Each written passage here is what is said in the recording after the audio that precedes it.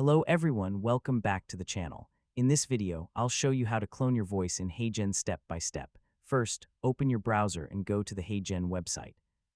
Sign in to your account and open the dashboard. From the dashboard, go to the voice section and look for the option to create or add a voice. Select the voice cloning option if it is available for your account. HeyGen will guide you through the voice cloning process. Follow the instructions carefully and provide the required voice recording or sample. For the best result, record your voice in a quiet environment. Speak clearly, maintain a consistent distance from the microphone, and avoid background noise. After recording or uploading the required sample, submit it for processing. HeyGen will analyze the voice sample and create a digital version of your voice. Once the voice clone is ready, open a new video project and select your cloned voice from the available voice options.